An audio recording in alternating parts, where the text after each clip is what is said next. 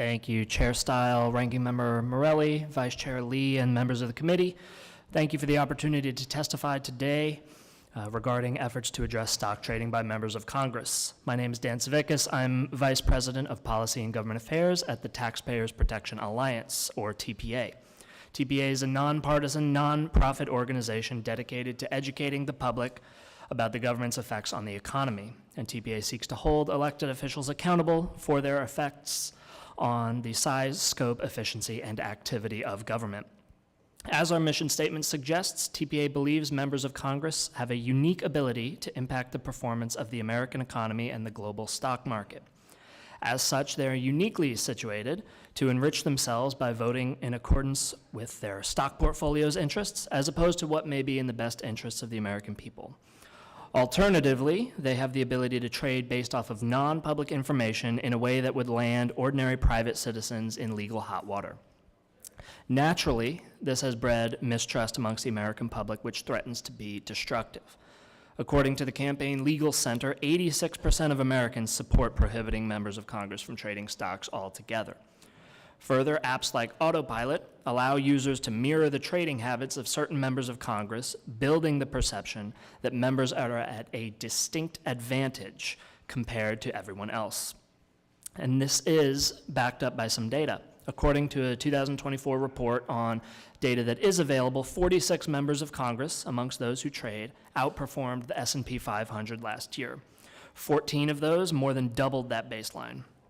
And per a New York Times investigation, 3,700 trades between 2019 and 2021 posed a potential conflict of interest based on the members who made trades and given issues before their committees of jurisdiction.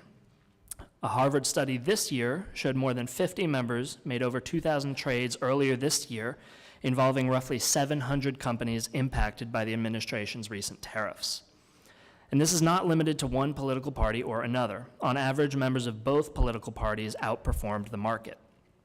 Additionally, each party's performance gets a boost when they control more branches of government.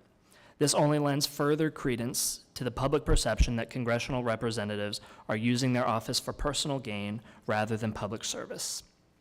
The 2012 passage of the Stock Act was meant to ameliorate some of these concerns. However, the framework has proved sorely lacking. The penalty for a violation is a nominal $200, hardly a useful deterrent given some of the sums available. Further, enforcement is left to the discretion of the executive branch, which at best means enforcement is inconsistent and subjective, and at worst it can be potentially used as a tool for future political retribution rather than real accountability across the board. More sweeping prohibitions and divestiture proposals eliminate some of the ambiguities left by the Stock Act. The Stock Act does not prevent conflicted trading by members of Congress, but merely requires them to report when and if they do so.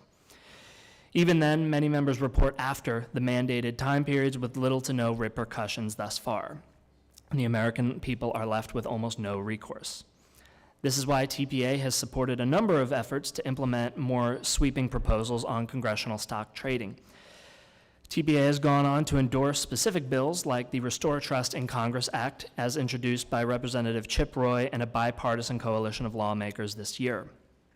As an organization dedicated to providing accountability for elected officials, TPA looks forward to working with this committee to help secure reforms and provide said accountability where previous efforts like the Stock Act, though admirable, have fallen short. Thank you for the opportunity to provide this testimony today, and I look forward to your questions.